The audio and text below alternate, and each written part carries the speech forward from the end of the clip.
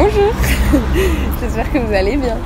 Aujourd'hui, on se retrouve pour un nouvel épisode des Spots de Jeannot avec toujours Hélène derrière la caméra pour m'accompagner dans cette aventure parce que nous, ça nous avait trop plu, vous, ça vous avait plu aussi. Donc on a décidé de réitérer l'expérience. Aujourd'hui, on va voir niveau timing ce qu'on va pouvoir faire, mais a priori, je vais vous montrer un quartier sous-coté de Paris qui est le 15e arrondissement. C'est l'arrondissement dans lequel j'ai grandi pendant 20 ans, dans lequel j'ai vécu à 1, 2, 3, 4 adresses différentes.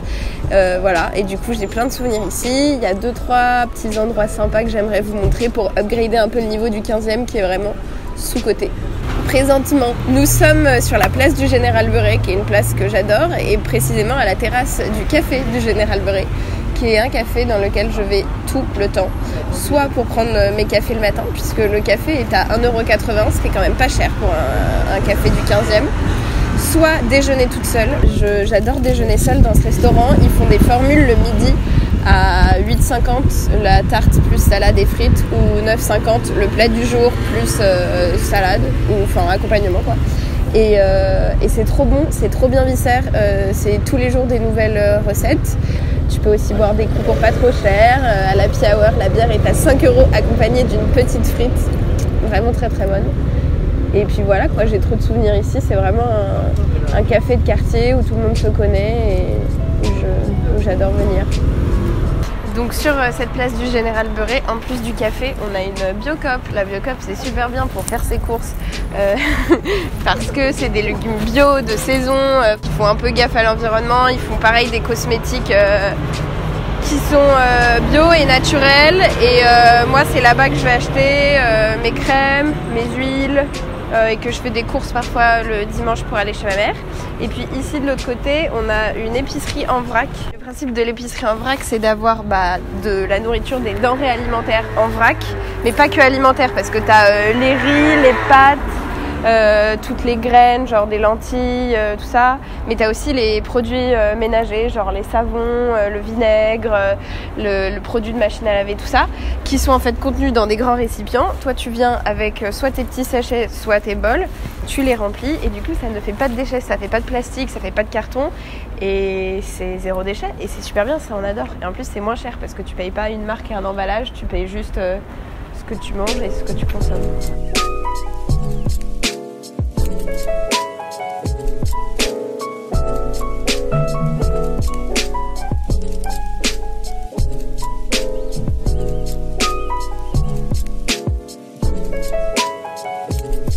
Alors ici, on est devant le cinéma du Chaplin Saint-Lambert, dans le 15e, qui est un cinéma d'art et d'essai.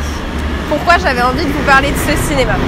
Déjà parce que dans mon cœur il a une place importante puisque c'est dans ce cinéma qu'on a fait l'avant-première des Vagues. Et deuxièmement parce que c'est un ciné d'art et d'essai et en fait je trouve qu'il faut vraiment encourager ces cinémas-là qui sont pas les cinémas Gaumont-Pathé ou les cinémas UGC. Mais l'intérêt des cinémas d'art et d'essai, c'est que c'est des cinémas qui mettent en avant des œuvres d'artistes un peu plus indépendants. Du coup dans leur sélection ils sont beaucoup plus pointus. Je sais pas exactement comment fonctionne leur économie, il faudrait que je me renseigne à ce sujet-là, mais je sais qu'il y a une association qui réunit tous ces cinémas à Paris. Il y en a beaucoup notamment dans le quartier latin. Et voilà, leurs sélections sont super pointues. Ils montrent des choses qui sont plus engagées artistiquement avec des réalisateurs pas forcément connus, qui sont un peu plus internationaux, voilà, qui sont parmi les sélections comme Un certain regard ou La quinzaine à Cannes, qui sont pas forcément beaucoup distribués, en tout cas qui sont pas distribués dans les grandes chaînes, mais qui ici ont leur place. Et du coup, ça vaut vachement le coup d'aller voir des petits films indés dans ce genre de cinéma. En plus de ça, les places sont moins chères que dans des cinémas, des grosses enseignes de cinéma. Et voilà, il faut soutenir l'industrie aussi par ce biais-là. Là, on est dans le quartier de commerce, l'église commerce, elle est juste derrière. C'est un café qui a ouvert il y a même pas 1 an et que j'aime bien parce qu'il a un peu une ambiance berlinoise cool. J'avoue, c'est un peu hipster life, mais il y a du bon café, des cappuccinos, des macchiatos, des lattés avec du lait de soja, du lait d'amande. Il y a du soleil tout le temps ici et je trouve que c'est un espace hyper agréable pour travailler.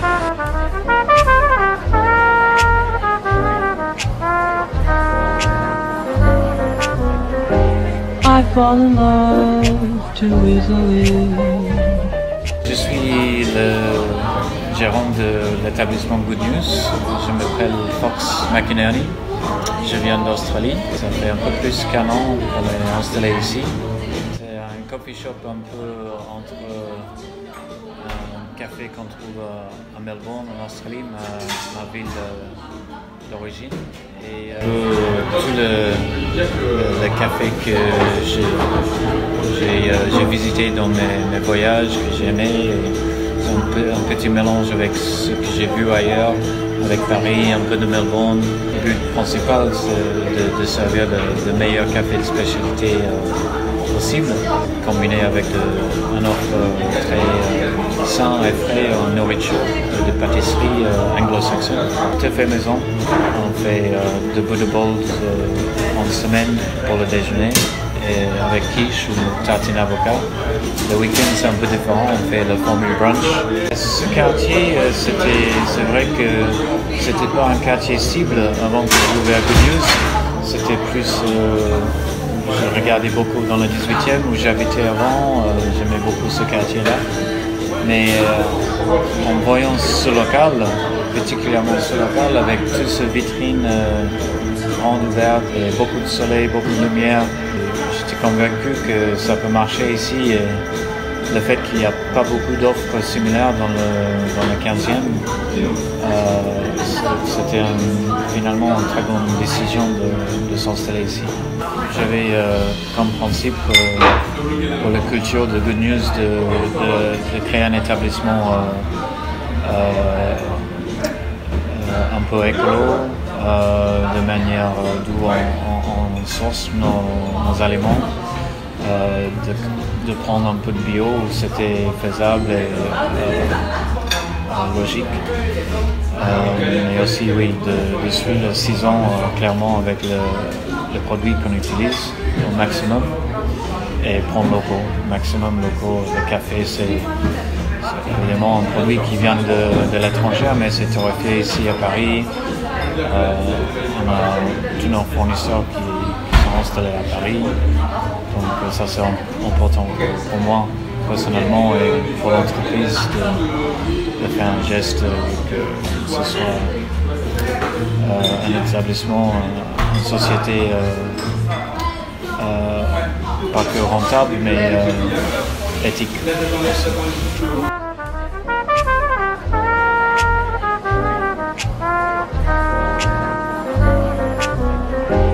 I fall in love too easily. I fall in love too easily. I fall in love too easily. I fall in love too easily. I fall in love too easily. I fall in love. Wow. Non mais waouh. Moins waouh. Ouais.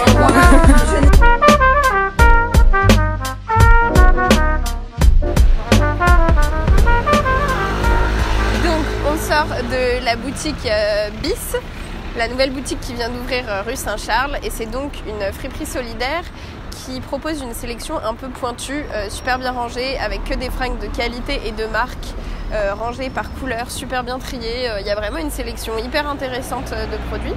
Et c'est cool d'avoir une friperie aussi clean et où juste t'as pas besoin de fouiller dans des bacs.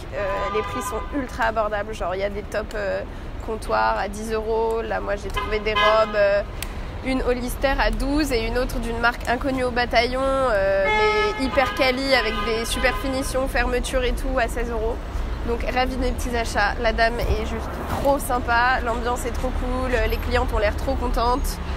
Ça fait du bien de voir enfin une boutique, une fripe dans le 15e à Paris. Et toutes les fringues vendues dans ces magasins comme dans les boutiques Emmaüs, finalement c'est des dons qui sont centrés dans leur atelier du 19e à Paris.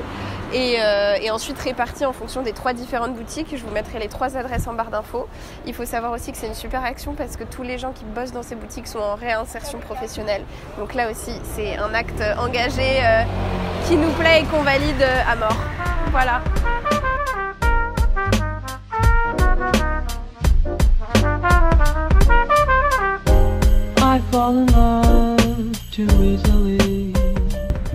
le pont de Grenelle qui lie le 15e et le 16e arrondissement.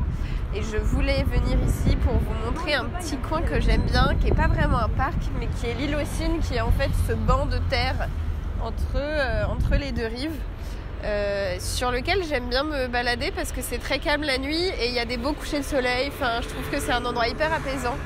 Du coup, je me cale souvent ici. Voilà.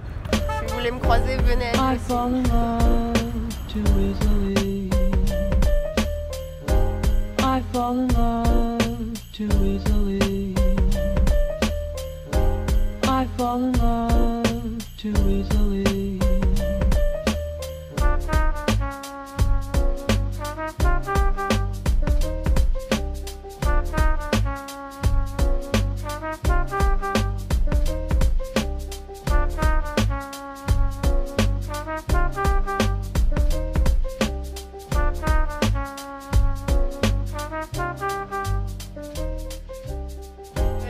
La Javel, qui était anciennement une guinguette quai de la Javel au fond du 15e arrondissement. Et en fait, je viens de découvrir en même temps que j'arrive ici que tout a changé. En fait, on nous a expliqué qu'il y avait un nouvel investisseur et ils ont tout reconstruit. C'est-à-dire qu'ils ont enlevé la péniche alors qu'avant il y avait une péniche. Et puis surtout, ce qui était trop cool ici, c'était vraiment l'espace guinguette où c'était comme une petite maison. Il y avait des malles à déguisement où les gens prenaient des déguisements. Il y avait des DJ, tout le monde dansait. C'était hyper convivial, hyper agréable. Il y avait un bar, c'était décoré à la cool avec des canapés et tout ça. Et en fait là ils ont tout changé, donc on a 2 bars et une pizzeria et il y a même un truc de planches et de snacks et voilà. Et du coup c'est un peu plus commercial que convivial qu'avant et je suis un petit peu triste. Mais bon, ça reste un des bars à l'ambiance cool du 15e, donc voilà, mais c'est pas j'ai l'impression que c'est pas la même ambiance qu'avant malheureusement.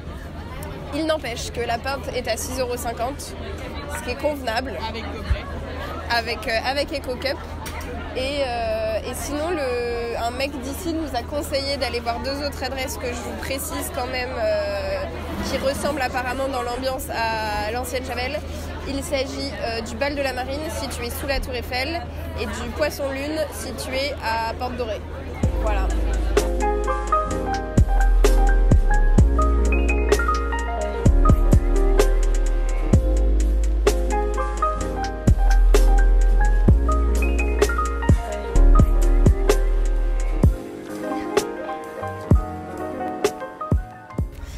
Voilà, c'en est fini pour cette petite balade dans le 15e arrondissement de Paris.